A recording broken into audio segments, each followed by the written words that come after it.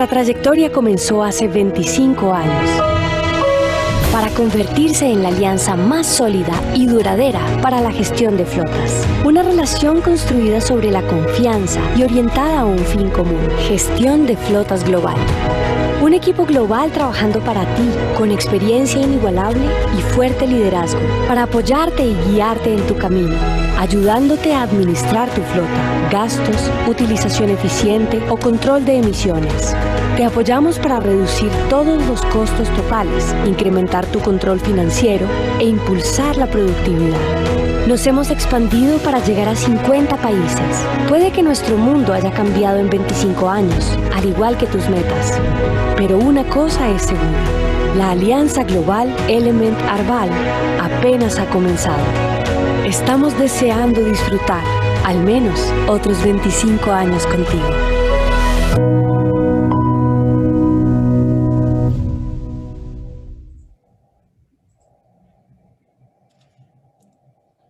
Bien, nuestra siguiente pregunta, les pido por favor a los asistentes que nos ayuden a contestarla, por favor.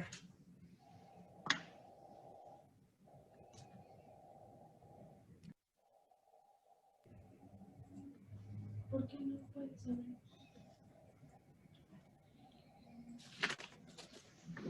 Ya está. Esperamos unos segundos, por favor, para tener a la audiencia terminando de contestar la pregunta.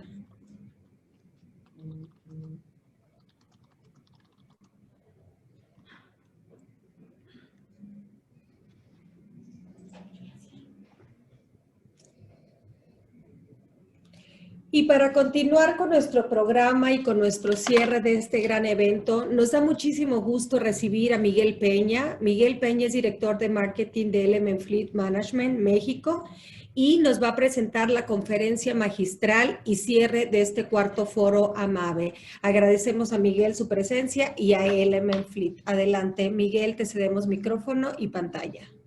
Muchas gracias, Liliana. No sé si me escuchan por ahí. ¿Todo bien? Así. Sí, perfecto.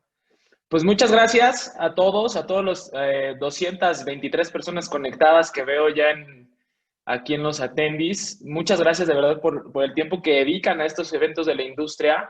Es muy importante para todas las empresas que estamos asociadas a la MAVE el poder crear este contenido de valor y poder fortalecer a nuestra industria del negocio y sobre todo, pues entregar este tipo de eventos que hoy nos toca derivado de la contingencia, pues que sean virtuales. Ya llegará el tiempo en el que nos volvamos a ver físicamente y ya se pueda tener esa interacción que también se valora con todos ustedes. Pues, sin más por el momento, agradecer a la MAVE por la organización del evento, agradecer a la MAVE también por la invitación que nos dio como socios a poder presentar esta conferencia. La verdad es muy importante para todos los que estamos conectados escuchar un poco de qué está pasando en el entorno económico de nuestro país. Yo tengo el honor de poder presentar a Alexis Milo, nuestro Chief Economist and Head of Research de HSBC. Un gusto tenerlo por aquí con la conferencia que nos va a dar del entorno económico. Quiero ahondar un poquito en su trayectoria profesional para los que no conocen a Alexis. Bueno, Alexis se desempeñó como economista en jefe en Deutsche Bank.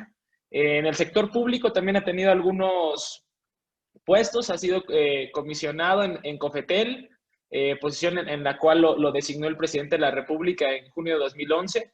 También él se desempeñó como coordinador de asesores del presidente, director de deuda pública y política fiscal en la Secretaría de Hacienda y Crédito Público. También es investigador para el Banco de México.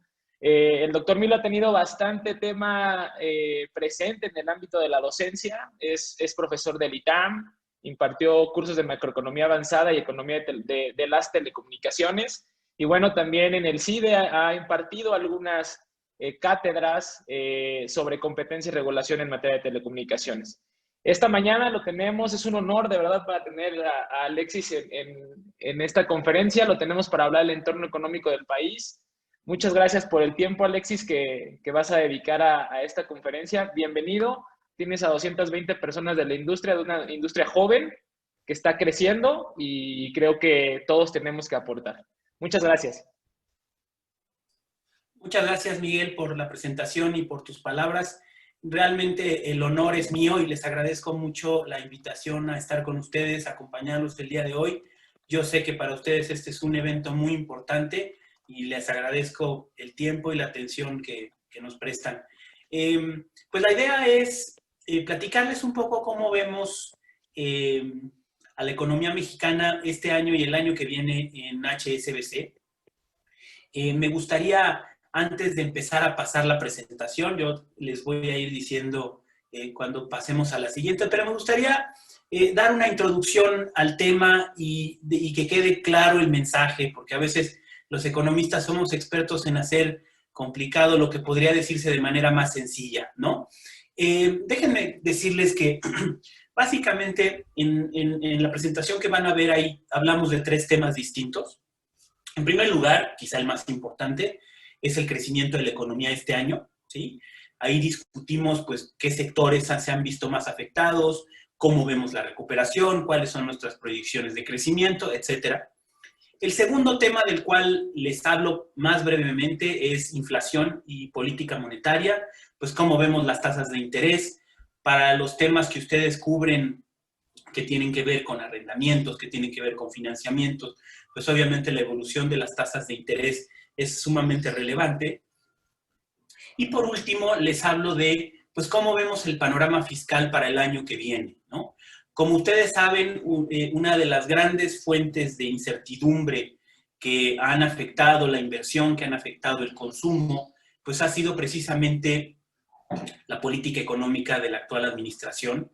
Y pues entonces vale la pena dedicar unos minutos a discutir pues cómo vemos la política fiscal, qué estímulos fiscales esperamos y cómo creemos que se va a comportar sobre todo las finanzas públicas, ¿no? Entonces déjenme empezar con el primer tema de crecimiento. Ahí nosotros tenemos una proyección de una caída de 9% en la economía este año y de un crecimiento de 3% el año que viene. Ahora, ¿de dónde viene esto? Esta caída de 9% que vemos para este año haría que México fuera una de la economía más afectada por la epidemia en la región, en América Latina, y una de las 5 más afectadas en todo el mundo, ¿sí? Entonces, la pregunta que nos hicimos nosotros al principio, y quiero concentrarme en eso, es ¿qué ha hecho que México haya sido o haya estado tan afectado por esto? Ustedes saben que la epidemia, la pandemia, pues tuvo un impacto negativo sobre todo el mundo. Entonces, ¿por qué nos ubicamos como una de las economías más afectadas como les decía, en la región y en el mundo, ¿no? Y nosotros creemos que hay 4 factores que explican esto. En primer lugar, pues el hecho de que la economía mexicana ya estaba cayendo antes de la pandemia, ¿sí? Se nos olvida esto con todo lo que ha sucedido, pero el año pasado tuvimos un crecimiento negativo de 0.3%. En el primer trimestre de este año, es decir, un periodo que está prácticamente libre del efecto del virus, tuvimos una caída de la economía de más de 2%, ¿sí? Entonces, a tasa anual. Entonces, la economía mexicana ya estaba cayendo. Eso ustedes lo pueden ver en esta gráfica que les presento. Si ustedes ven el segundo trimestre de este año, pues obviamente el impacto fue tremendo, pero si ustedes ven, aunque más chaparritas las barras, pues la economía mexicana ya estaba cayendo. Era el 5º trimestre consecutivo de caída de la actividad, ¿sí? Entonces, esto se da en una economía que ya estaba cayendo. Como ustedes pueden ver también en la parte de la derecha, lo que nos había venido sosteniendo era la parte de servicios, ¿no? La parte industrial ya estaba débil. Y bueno, entonces con todas estas medidas de distanciamiento social, el cambio es en los servicios, ¿no? Entonces aquí es donde tenemos que los servicios se debilitan todavía más y por eso tenemos caídas en la actividad económica. El segundo elemento que tenemos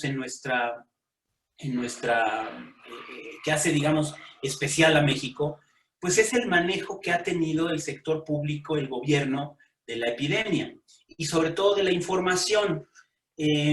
Como ustedes saben, en México también este es un factor que nos distingue. El manejo de la información ha sido sumamente criticado porque México no hizo pruebas masivas, sino que México fue a hacer una especie de muestreo de cómo estaba el nivel de contagio. El problema, desde un punto de vista económico, independientemente de los costos graves que esto pueda tener en términos de salud pública, pero desde un punto de vista económico, este enfoque o este manejo de la información ha creado una gran incertidumbre, ¿sí? No sabemos si realmente la epidemia pues, ya va descendiendo, no sabemos si ya tocamos el pico o no. Como ustedes saben, las empresas pues, no están pendientes de cómo se está cambiando el semáforo. Realmente las empresas están tomando sus decisiones a partir de su propia información y a partir pues, de su mejor, digamos, evaluación de los hechos y de la situación, ¿no?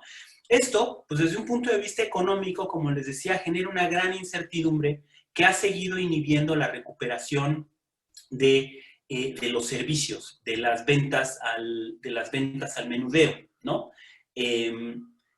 Lo cual, como ustedes pueden ver en esta gráfica de la derecha, pues había sido el principal ancla de la economía mexicana. El tercer elemento, y ahorita vamos a ver todo esto que les estoy diciendo, ahorita lo vamos a ver en los números, en las gráficas, quería que quedara primero claro el mensaje. El tercer elemento que hace, digamos, a México un caso especial, o especial en términos negativos, es o ha sido la baja respuesta del gobierno en su programa de estímulos para reactivar la economía. Para darles una idea, países como Brasil tienen estímulos de alrededor del 5% del PIB y se estima que esto puede incluso aumentar. Países como Chile tienen estímulos del 7% del PIB, ¿sí? Países como Estados Unidos tienen 20% del PIB, ¿sí? Y entonces México tiene solamente 1% del PIB, ¿sí? O menos. Incluso hay subejercicios importantes en temas que tienen que ver con incluso salud, ¿sí? Entonces, la reacción ha sido muy pequeña. Hay un lado positivo de todo esto que lo discutiré un poco más adelante, pero también, digamos, en términos de la reactivación económica, la reacción ha sido pequeña y además mal enfocada, porque como ustedes probablemente lo habrán visto, los apoyos del gobierno han estado concentrados en los programas sociales, ¿sí? En transferencias directas, pero ha habido muy pocos apoyos a las empresas, digamos, vía recortes de impuestos, subsidios a la nómina, créditos fiscales, es decir, todo lo que vemos en otros países, que es la forma en que el sector público está ayudando, pues en México esa ayuda ha estado prácticamente ausente. Y el problema es todavía peor considerando que los programas sociales, muchos de ellos no están listos.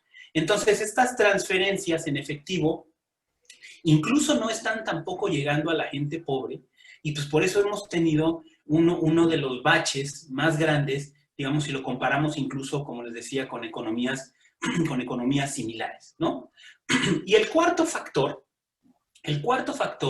ha sido la alta exposición que tenemos a Estados Unidos, ¿sí? En Estados Unidos, digamos, pues ustedes saben que es la economía grande, la economía desarrollada, quizá la más afectada por todo esto, y una de las más afectadas en general, con el mayor número de muertes por COVID. Y esta exposición, pues obviamente ustedes lo saben mejor, el 90% de nuestras exportaciones van a Estados Unidos, entonces el impacto negativo de estar tan expuestos a Estados Unidos ha sido muy grande, incluso más grande que otros países, y pues por eso es que hemos tenido una caída tan fuerte en la actividad económica. Ahora, esto sí tiene, esta sí es una moneda de dos caras. También por otro lado, recordemos que Estados Unidos tiene el programa de apoyos, como les decía hace un momento, de estímulos fiscales más grande del mundo, y eso pues en algún momento puede permear a la actividad económica en México, pero todavía es pronto para saber. Los números todavía no nos lo están diciendo. Entonces, Son estos 4 factores, ¿sí? Una alta exposición a Estados Unidos, un programa de estímulos fiscales pequeño y mal enfocado, una alta incertidumbre sobre qué está pasando que genera, digamos, pues muchas dudas en las empresas, en los negocios, sobre cómo y cuándo retomar sus actividades. Y todo esto en un contexto de una economía que, como ustedes han visto, ya venía cayendo, ¿sí? Y esto es lo que dice, esto es nuestro mensaje macro principal, ¿no? Ahora, si quieren, sí pasamos a la siguiente lámina. Como ustedes pueden ver aquí, por ejemplo, pues tuvimos una caída tremenda de la manufactura, ¿no? De la producción industrial, pues esto obviamente por la alta exposición a Estados Unidos. Ahí afortunadamente ya vemos una ligera recuperación, una recuperación ligera, me refiero a que todavía no estamos en los niveles pre-COVID, pero ya vemos un rebote en línea un poco con lo que está sucediendo en Estados Unidos. Estas son buenas noticias. Digamos que muchas industrias manufactureras han sido capaces yo lo veo como encapsular sus procesos productivos y regresar, ¿sí? Y eso es un poco lo que estamos viendo. Más no en la construcción, que ha sido uno de los sectores más afectados, que como ustedes pueden ver, la construcción ya venía cayendo antes del COVID, y el COVID solo vino a empeorar su situación. Y todo esto en un contexto en donde la actividad petrolera, que está clasificada dentro de la minería, pues ya venía con caídas ya históricas, ¿no? De los últimos años. Entonces, la producción industrial se vio muy afectada porque la manufactura, que como ustedes pueden ver era lo único que estaba creciendo antes de la epidemia, pues tuvo un desplome. Afortunadamente ya se ve una cierta recuperación, más no así en la construcción y tampoco en la producción de petróleo.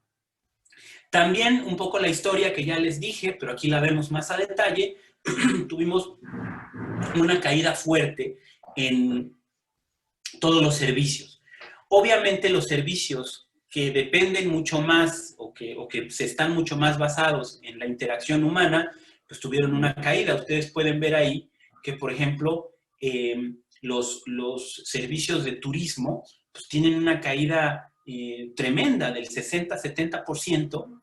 Y obviamente entre el sector de servicios es menos dependiente de la interacción humana y está menos afectado por las medidas de distanciamiento social, pues tenemos una afectación un poco menor, ¿no? Tal es el caso, por ejemplo, de la actividad menudista, ¿sí? Del retail, ¿no? O el de los servicios financieros. Estos no se vieron tan afectados porque digamos que una buena parte se puede realizar en línea, ¿no? Más o menos en el primer semestre de este año, las ventas en línea crecieron aproximadamente 40% con respecto al primer semestre del año anterior. Esto obviamente amortiguó, no por completo, como ustedes lo pueden ver en la gráfica, pero amortiguó el impacto negativo de la epidemia. Entonces, tenemos un efecto diferenciado, obviamente negativo en términos generales, pero en donde estamos viendo una cierta recuperación. Yo también creo que esto abre ciertas oportunidades hacia adelante, porque estamos viendo que en algunas industrias en donde la caída fue, bueno, en donde la recuperación ha sido mayor debido a que han podido ajustarse a la nueva realidad, como les decía hace un momento, las empresas que tienen la capacidad de vender en línea, bueno, pues entonces aquí podemos ver ciertas oportunidades que se abren, ¿no? Aquí lo que es preocupante un poco es que si viéramos un rebrote o viéramos un recrudecimiento de la epidemia porque se junta con la influenza estacional que estaría empezando, pues podríamos ver que esa recuperación que ya se aprecia en algunos sectores de servicios podría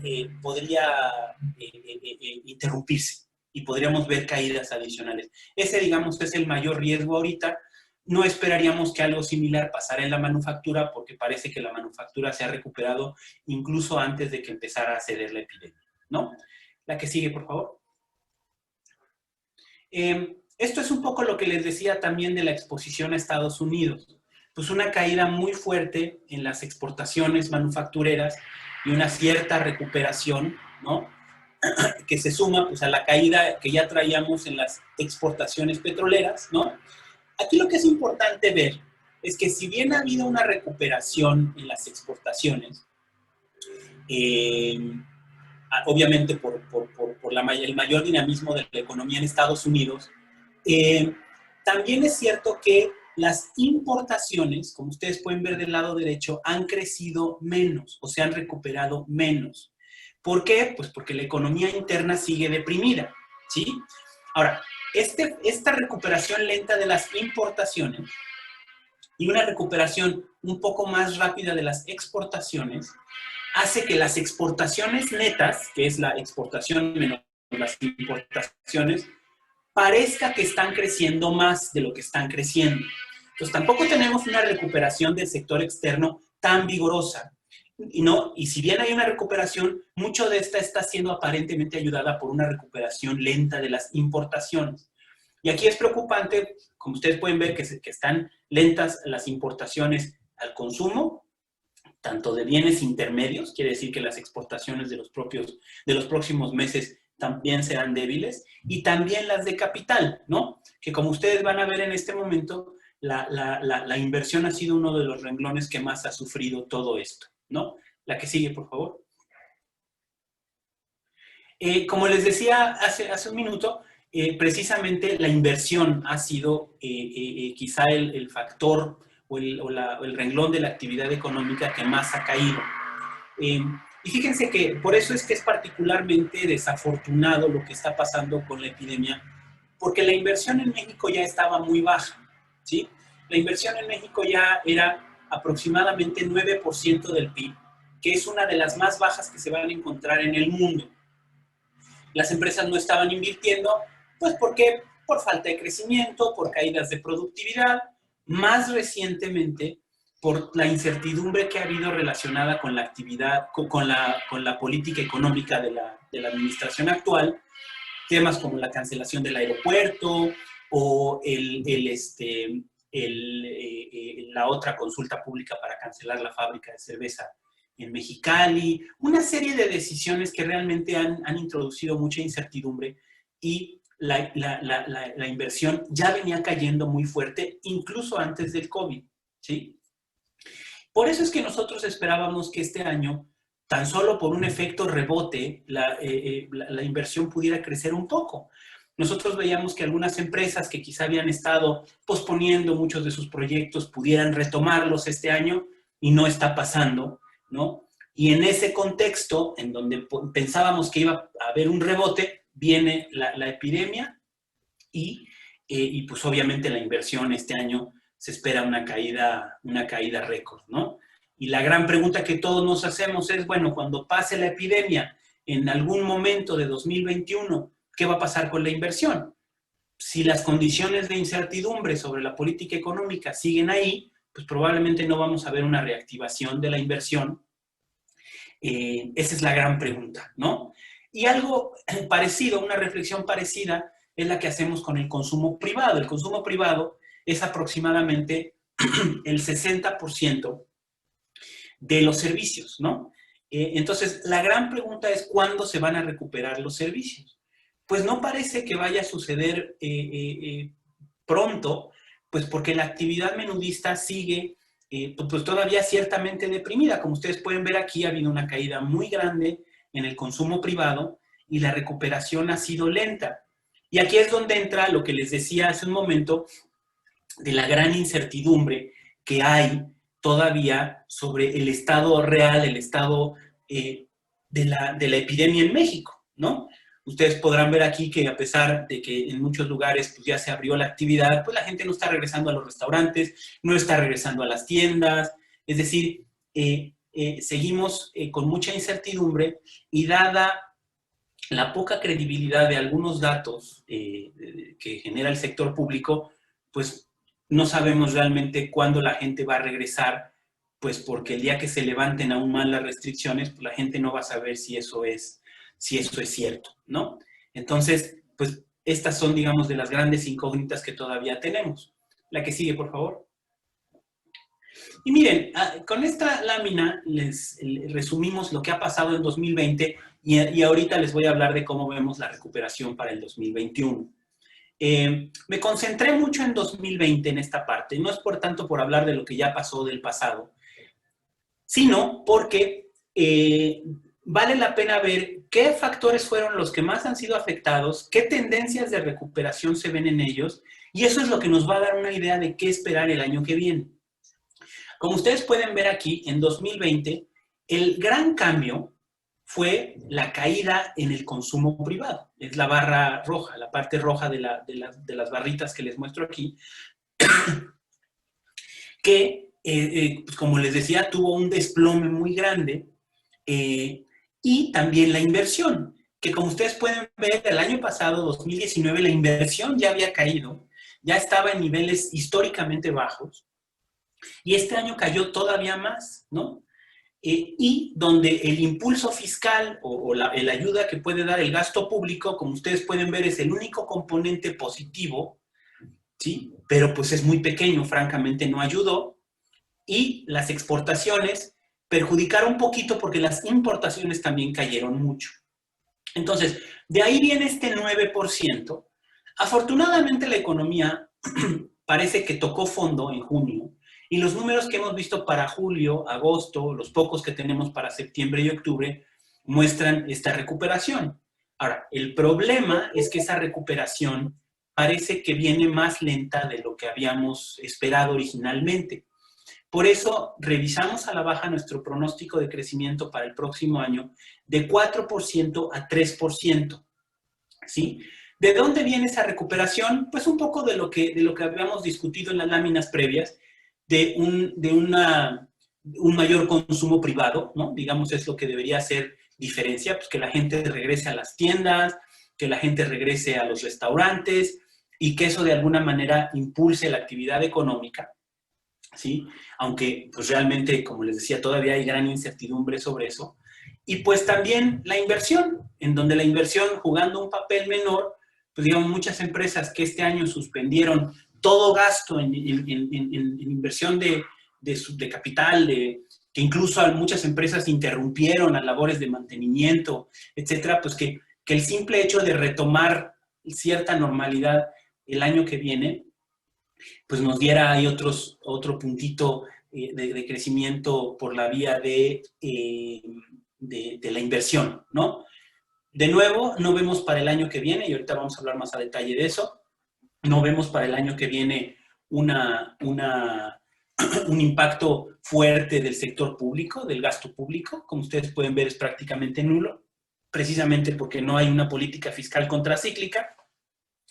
Y la ayuda que nos puede dar también las exportaciones, el sector externo, pues también es limitado, ¿no? Porque si bien esperamos que las exportaciones se sigan recuperando el año que viene, también lo van a hacer las importaciones. Entonces, las exportaciones netas, que es lo que entra en la ecuación que mide el crecimiento del PIB, pues no va a hacer tanta diferencia.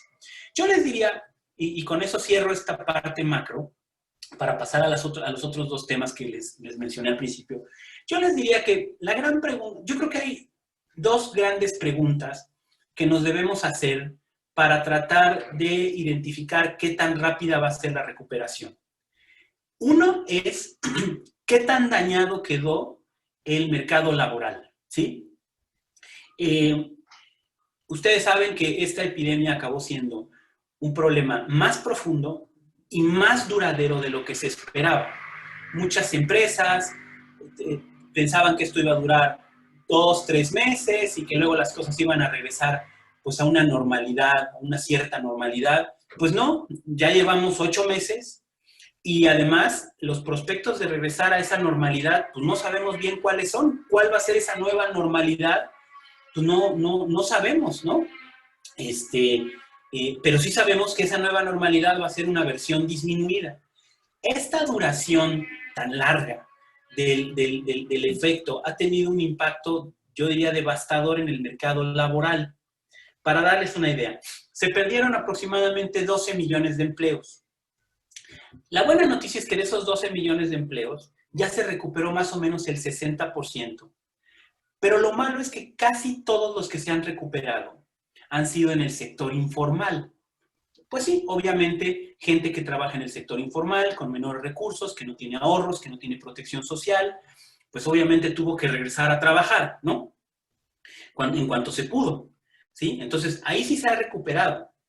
Pero si vemos un indicador quizá más preciso y más relevante para la actividad económica, que es el empleo formal, pues la recuperación ha sido realmente lenta.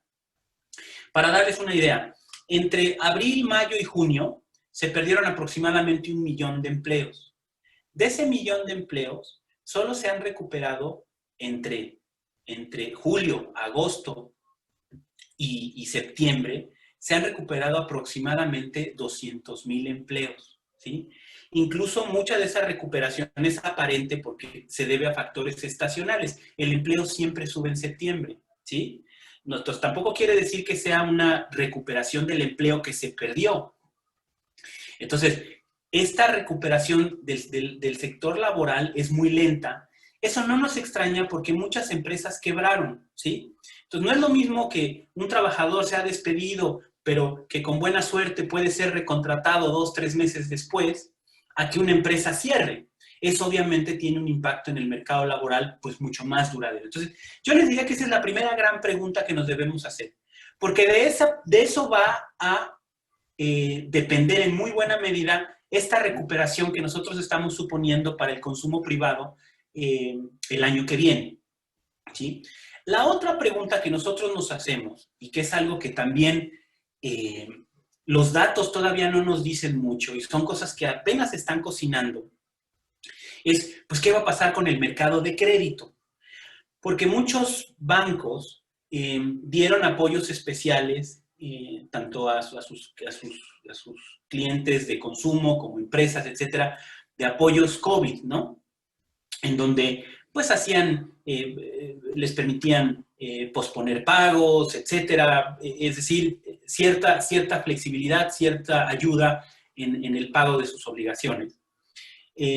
Pero eso, digamos, que hizo que la cartera COVID, la cartera de apoyos, fuera relativamente grande. Pero esos apoyos en algún momento van a vencer. ¿Y qué va a pasar cuando la banca vea que muchos de esos apoyos COVID realmente es cartera vencida y tengamos que se dispare la cartera vencida de la banca?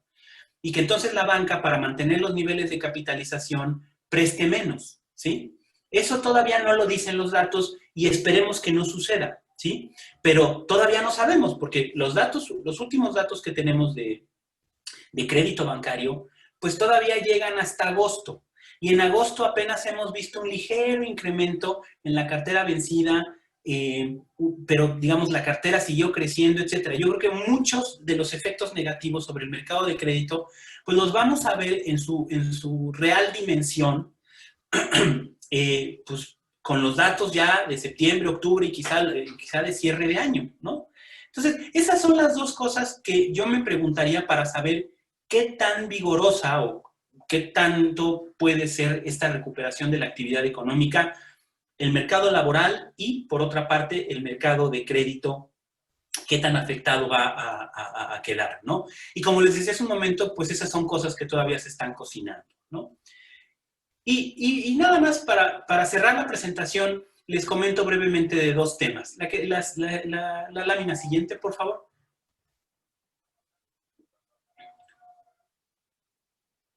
Un tema importante, como les decía hace un momento, que tiene implicaciones financieras es la inflación.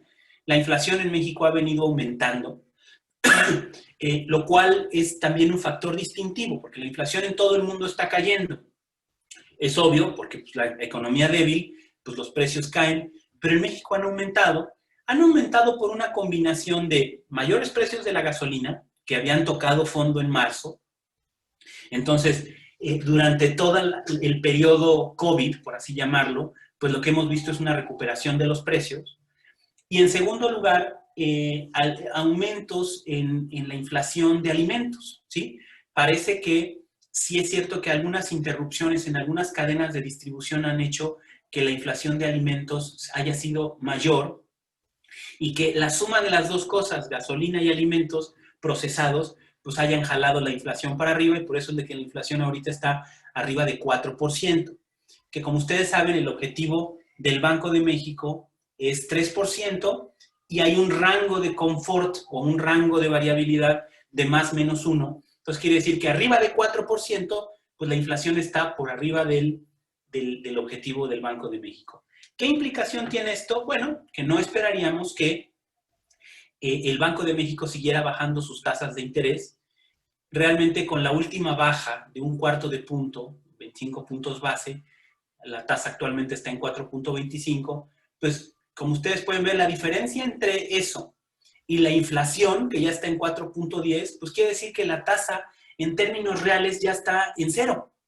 Y si el Banco de México sigue bajando más su tasa y empieza a pagar tasas reales negativas, bueno, entonces vamos a tener un problema de presiones sobre el peso, que empiezan a salir capitales. Entonces, por eso es que no vemos que el Banco de México vaya a bajar más sus tasas. Creemos que ahí se va a quedar, por lo menos en lo que resta de este año y el año que viene, habrá que ver, ¿no? La ventaja aquí es que pues las tasas han venido bajando. Esperaríamos que hubiera o prevalecieran condiciones de estabilidad financiera en lo que resta del año gracias a esta estrategia del Banco de México y que por lo tanto pues las tasas no aumentaran desde donde están. Esto obviamente se refiere a las tasas de corto plazo. Ahora déjenme pasar ya para cerrar la presentación a la parte fiscal y con eso tener un poquito de discusión de tipo de cambio y de tasas de interés. Como les decía al principio de la presentación, uno de los factores distintivos que han tenido un impacto negativo sobre la recuperación económica, pues fue lo pequeño del programa de rescate, ¿no? del programa de estímulos fiscales del gobierno. Pero también les decía que eso pues, tiene un lado negativo y precisamente por eso estas cifras de crecimiento tan malas que vimos, pero tiene un lado positivo. El lado positivo es que en un mundo en donde todo el mundo se está endeudando, pues el deterioro de las finanzas públicas de México probablemente sea menor, ¿sí? Es decir, la gran ventaja de que el paquete de apoyos haya sido tan pequeño, pues es que vamos a tener finanzas públicas más o menos saludables en un mundo en donde todo se está deteriorando. Aquí, por ejemplo, si ustedes ven, al cierre de este año esperaríamos que la deuda como proporción del PIB ande en el 54, probablemente 55%. Todo el mundo dice, bueno, un aumento muy grande respecto a 2019, que andaba cerca de 45. Pero si tomamos en cuenta que, por ejemplo, este mismo número para Brasil esperaríamos que rondara el 100%, o sea, es decir, la deuda pública como proporción del PIB en Brasil va a andar cerca del 100%, pues los inversionistas, digamos, la comunidad financiera internacional va a decir, pues México se ve bien, tiene niveles de deuda más o menos razonables, su deuda no aumentó tanto, no tiene un déficit tan grande porque no está gastando tanto. Entonces, en el margen puede ser que hasta nos veamos mejor. Por eso ustedes ven que realmente cuando las cosas están un poco tranquilas, el peso se aprecia y las tasas bajan. Porque a pesar de todo lo que está sucediendo, en este contexto, desde el punto de vista fiscal, desde el punto de vista de finanzas públicas, por lo menos, México se ve bien. ¿Cuáles son las implicaciones de esto? Pues bueno, que vamos a tener, yo creo, ciertas condiciones de estabilidad financiera en lo que resta de este año y el año que viene, que las tasas de interés de largo plazo, aquí ya me refiero más a las de largo plazo, pues se van a mantener en los niveles en que están. Si ustedes pueden ver, es probablemente la primera crisis macroeconómica seria en donde no se disparan las tasas, en donde no hay, digamos, un deterioro significativo en las condiciones de financiamiento que enfrentan los hogares y las empresas. Y esto, probablemente a esto va a abonar mucho pues el comportamiento de las finanzas públicas, que como les decía, en términos comparativos es relativamente bueno, ¿no? Entonces, les diría que esto, para cerrar con una nota positiva, poco déficit, deuda creciendo, pero de manera moderada y sobre todo viéndose mejor en comparación con otros países. Y esto, pues, podría ser o podría ayudar a que las condiciones financieras en este año siguieran y el año que viene siguieran siendo más o menos favorables. Y con esto concluyo la presentación. No sé cuál sea la dinámica, Miguel. Tenemos probablemente estoy dejando algunos minutos para preguntas y comentarios. Sí. Estoy a sus órdenes. Gracias, Alexis, por la conferencia. Qué interesante ver todos los números ya actualizados y poder entender cuál es el mensaje en realidad del país. Sí tenemos bastantes preguntitas por aquí, bueno, 2 en realidad. Le voy a dar lectura a las preguntas y te pediría que me ayudes dando respuesta. Algunas son anónimas, algunas mencionaremos el nombre del participante. Entonces, si quieres, empezamos con la primera. Por ahí nos preguntan, ¿existe un estimado de qué parte de la caída del 9% del PIB para este 2020 es atribuible a la pandemia y qué otra es atribuible a otros factores? Por ejemplo, actuación del gobierno. Es una muy buena pregunta. Mira, el año pasado la inversión había caído. Y nosotros lo que esperábamos es que este año tuviéramos una ligera recuperación de la inversión que hiciera que el crecimiento anduviera alrededor de 0.5%, ¿sí? Entonces, pues les diría que del 9%, prácticamente todo es por la pandemia, ¿sí? Y esperábamos que, pues, las empresas estuvieran un poco más acostumbradas a la nueva administración, entendieran un poco más la nueva política económica y que tuviéramos un ligero crecimiento de la inversión que, aunado a el crecimiento que ya veníamos viendo del consumo privado, pues hiciera que la economía en su conjunto creciera un poco más, ¿no? Pero pues esto no fue. Entonces te diría que prácticamente, bueno, todo el efecto negativo es atribuible al virus, ¿no? Pero es una pregunta muy importante y muy buena. Yo les diría, no tanto por lo que ya vimos o por lo que estamos viendo en 2020, sino por lo que va a pasar en 2021. Porque cuando uno ve lo que la economía creció sin coronavirus, que fue una caída de 0.3% el año pasado, por eso es que los economistas tenemos tanta incertidumbre ahorita, porque ¿qué quiere decir regresar a la normalidad? ¿Regresar a crecer 2% como vimos en los últimos años? ¿O regresar a crecer prácticamente cero como vimos el año pasado? ¿A dónde vamos a regresar, no? Cuando la economía se normalice, ¿cuánto va a crecer, no? Y por eso ustedes ven tanta diferencia en los pronósticos de crecimiento, pues porque ¿cuál es esa nueva normalidad, no? Hay toda esta discusión de cuándo se va a restaurar o a restablecer los niveles de actividad económica que teníamos antes del virus.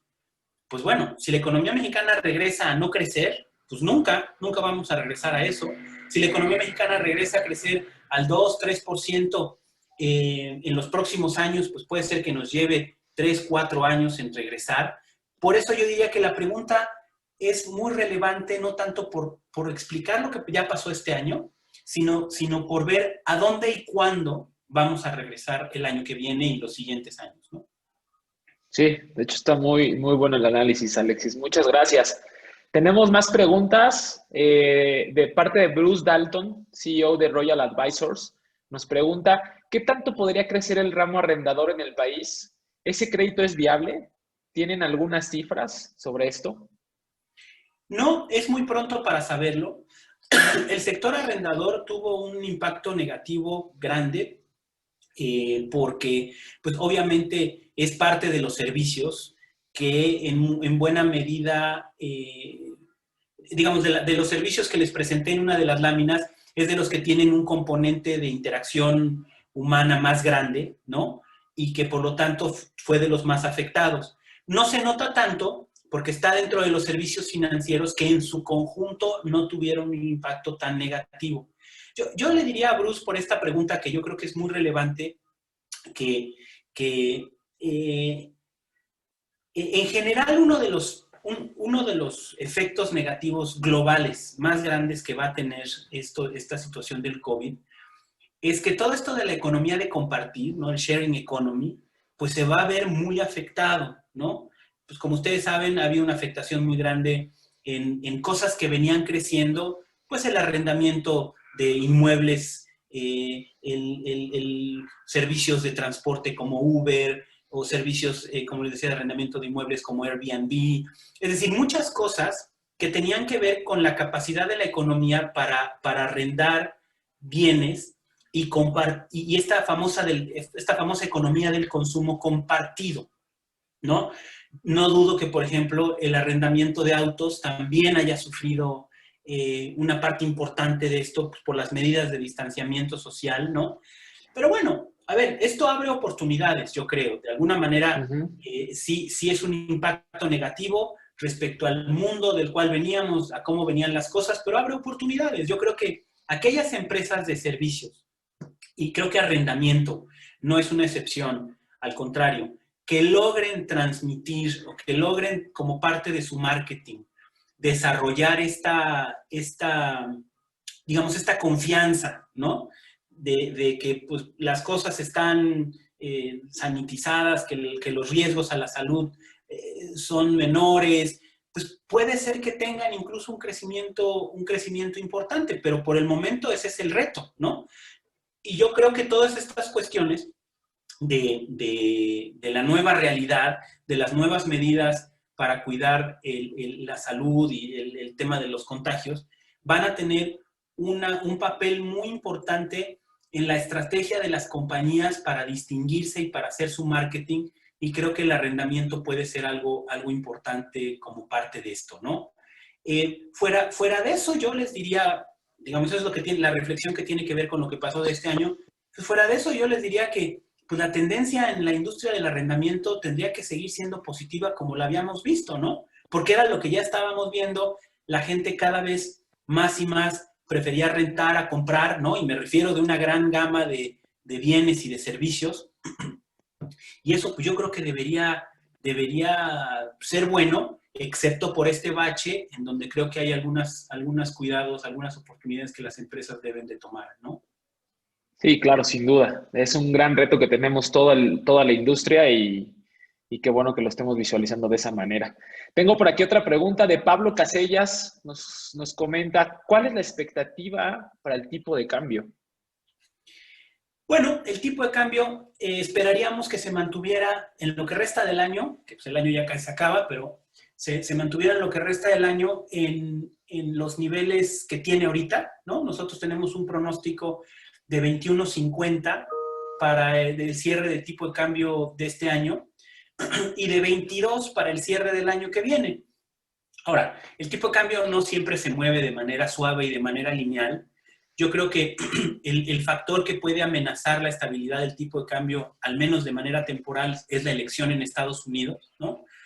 En un escenario, por ejemplo, en donde hubiera en Estados Unidos problemas postelectorales, esta discusión que hay en donde Trump dice pues, que no le van a hacer trampa y que no va a entregar la presidencia y que tuviéramos un periodo, aunque durara unos pocos días, pero puede extenderse a semanas, donde no hubiera un claro ganador en Estados Unidos, pues obviamente ahí tendríamos un aumento muy fuerte en la aversión al riesgo. En los mercados no les gustaría nada una situación así, y creo que el peso en esta situación pues, podría depreciarse. Pero excepto por eso, que esperaríamos fuera una situación, o que no sucediera, o que fuera una situación temporal, nosotros esperaríamos que el peso se mantuviera más o menos en los niveles en que está ahorita. No esperaríamos que se apreciara mucho más, ¿sí? Porque el dólar creemos que se va a fortalecer ligeramente respecto a todas las monedas, y eso pues obviamente no le ayuda al peso. Pero esos son más o menos los niveles de los que estamos hablando. Ok, perfecto. Pues mira, pasemos a otra pregunta. José Miguel del Paso nos dice, ¿existe algún cálculo de cuándo se va a perder, perdón, el grado de inversión? Si se pierde, ¿y cómo afectará al tipo de cambio? Mira, yo no creo que se vaya a perder el grado de inversión porque, básicamente por dos razones. En primer lugar, como les decía, y creo que con ese mensaje cerré la presentación, pero Qué buena pregunta porque me permite vincularlo con el mensaje al final. Sí, México se va a deteriorar en términos de finanzas públicas, la deuda va a aumentar, pero como la de otros países van a aumentar mucho más, no esperaríamos tener... México se va a ver menos mal que otros países, ¿no? Y acuérdense, pues, que las calificaciones sí es un tema absoluto, pero también tiene un componente comparativo, ¿no?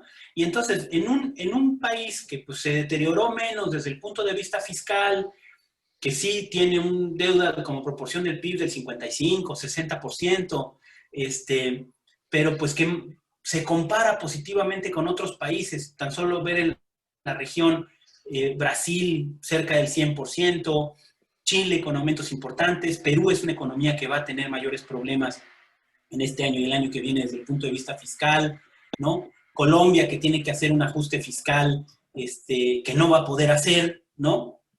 Es decir, en este mundo en donde, sí, México se está deteriorando, pero se está deteriorando menos que otros países con los que compite, yo no creo que las calificadoras vayan a bajar, vayan a hacer que México pierda el grado de inversión. Porque si las calificadoras le bajan a todo mundo, pues, pues tendría que perder el grado de inversión en el mundo entero, ¿no? Y eso pues, no va a pasar, pues porque siempre el rol de las calificadoras es establecer esta diferenciación. Entonces, no creo que nos deterioremos en términos comparativos y por eso no creo que haya una pérdida de grado de inversión. Y la segunda razón es porque si ustedes ven las tres calificadoras más importantes, Fitch tiene a México un nivel arriba del grado de inversión, pero con perspectiva estable. Es decir, Fitch tendría que cambiar a perspectiva negativa y bajarlo en el transcurso de los próximos 2 años para que México perdiera con esa calificadora el grado de inversión. Y las otras dos calificadoras están más arriba. Standard & Poor's está 2 escalones arriba del grado de inversión. Entonces tendría que bajar a México 2 escalones. Y Moody's todavía más. Moody's está 3 escalones arriba del grado de inversión. Entonces, lo que les quiero decir con esto es que las calificadoras se mueven lento y están muy lejos del punto en el que se pierde el grado de inversión, ¿sí? Entonces, las calificadoras tendrían que moverse a una velocidad que no hemos visto, ¿no? En un periodo relativamente corto para que México perdiera el grado de inversión y yo sinceramente no creo que eso suceda. Les pongo un ejemplo, Pemex. Pemex acaba de perder el grado de inversión hace 3, 4 meses. Bueno, y Pemex ha sido un problema financiero en donde el mercado estaba esperando una pérdida del grado de inversión desde hace varios años. Entonces, este ejemplo de Pemex lo pongo nada más para que se vea lo lento que se mueven las calificadoras. Entonces, yo no creo que México pierda el grado de inversión. En el caso de que lo perdiera, obviamente, y esa es la pregunta, obviamente el impacto sobre el tipo de cambio pues, podría ser muy, muy negativo. Les diría que tan negativo, pues que es difícil imaginar su dimensión, pero yo creo que pues, en caso de pérdida de grado de inversión, sobre todo tomando en cuenta que el 60%, bueno, un poco menos ahora, como el 50% de la deuda está en manos de extranjeros y que son muchos de estos, es dinero que tendría que salir, entonces pues sí tendríamos un impacto, como les digo, muy difícil de estimar, pero sí pondría el tipo de cambio en 25 o 26 pesos fácilmente, una pérdida del grado de inversión, pero les digo, no creo que esto suceda. Ok. Qué bueno, Alexis. Buena reflexión y buena pregunta. Muchas gracias a la persona que la hizo. Y terminamos con una última. Están referenciando, quieren saber acerca del sector de turismo, ¿vale? Nos preguntan, ¿cómo esperas que sea la recuperación de esta industria? Y bueno, nos ponen por ahí, ya que la gente mexicana está queriendo salir de su casa, desea viajar, ¿cómo esperan la recuperación o cómo la ven? Es una pregunta de Patricia Ochoa, de 8A Consultores. No, es una muy buena pregunta, Patricia. Yo creo que el turismo ya se está recuperando. Bueno, lo vimos en las gráficas. Va a ser una recuperación muy lenta. Yo creo que esa recuperación que vimos se va a desacelerar en los próximos meses por un posible rebrote de la epidemia en todo el mundo, ¿no? Ya lo estamos viendo en Europa, en Estados Unidos ya lo vimos, y México pues probablemente no va a ser la excepción. Yo vería que esta recuperación del sector turismo pues se va a materializar ya plenamente quizá en la segunda parte del año que viene, cuando ya haya habido un mayor grado de contagio que genere pues ya una mayor parte de la población con inmunidad, ¿no? Y de la mano de esto, la posibilidad de que en la segunda parte del año que viene pues tuviéramos una vacuna, que lo que va a hacer la vacuna va a acelerar ese proceso de inmunidad de la población en su conjunto. Yo creo que en ese momento es cuando la gente ya se va a animar de veras, de forma masiva a salir, ¿no? Ahorita algunos datos son engañosos porque cayó tanto el sector turismo que vemos recuperaciones pues, con números muy buenos. Pero cuando vemos realmente o descontamos más bien el efecto base, pues esta recuperación, digamos, viene un poco más lenta de lo que se había esperado. Y yo creo que estos meses de cierre de año y principios de 2021 creo que no van a ser todavía de una recuperación fuerte. Yo la vería más bien en la segunda parte de 2021. Perfecto. Pues bueno, gracias a todos los que estuvieron escuchando esta conferencia de Alexis. Alexis, cada vez que te escuchamos me da mucho gusto terminar las conferencias con tantos facts, tantos buenos datos y sobre todo poner en claro las perspectivas de nuestro país. Le paso el micrófono a Liliana. Te agradecemos haber estado en este espacio. De verdad, es muy importante para la industria